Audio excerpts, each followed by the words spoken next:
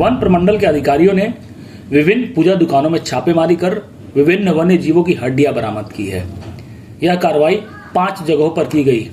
इसमें विभिन्न प्रकार के वन्य जीवों की हड्डियां, चमड़े आदि बरामद की गई। इन दुकानों पर इसकी अवैध तरीके से बिक्री हो रही थी। मिली जानकारी के अनुसार गुप्त सूचना के आधार पर बोकारो वन प्रमंडल के प्रशिक्षु अधिकारी संदीप शिंदे ने 4 टीमों की गठन कर छापेमारी के लिए सूचना दी और उनके द्वारा गठित टीम ने जिले के चास एवं पेटरवार के कुल 5 जगहों पर छापेमारी की। इसमें तकरीबन 120 हत्था जोड़ी तथा सियार की हड्डी, कस्तूरी, विभिन्न प्रकार की पुरानी चमड़ी, पशुओं के शरीर के कांटे भी जब्त हुए हैं। छापेमारी में ज्यादातर पूजा भंडार शामिल हैं। जिनके पास से ये सामग्री पाई गई है, ऐसा कहना है कि वो काले जादू के लिए उपयोग में लाई जाती है।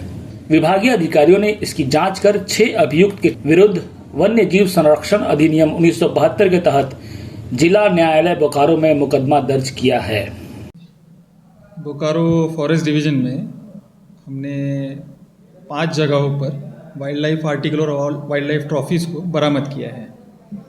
तो ये जो क्राइम हुआ है इसमें 6 अक्यूज़ड है और ये इस तरह का हमारे रीजन में हत्था जोड़ी पकड़े जाने का पहला ही ऑफेंस है।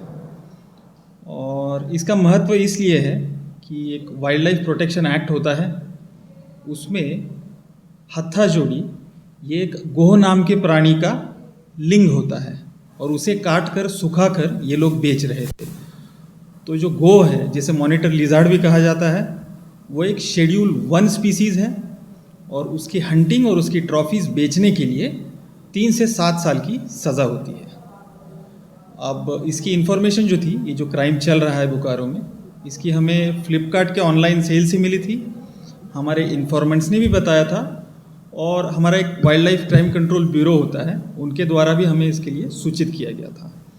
तो जिस दिन हमें इन्फॉर्मेशन मिली कि इसका सेल हो रहा है, हमारी टीम वहाँ पे पहुँची और हमने एक सप्लायर को पकड़ा जो एक कुरियर बॉय था और उसके पास एक सैंपल दिया गया था। उसमें एक हत्था जोड़ी का सैंपल था। हमने वो टेस्ट किया और प्रथम दृष्टया हमें वो ओरिजिनल लगा। तो हमने उसको जब पकड़ा और पूछा तो उसने ये कहा कि वो एक सप्लायर से इसे खरीदता है।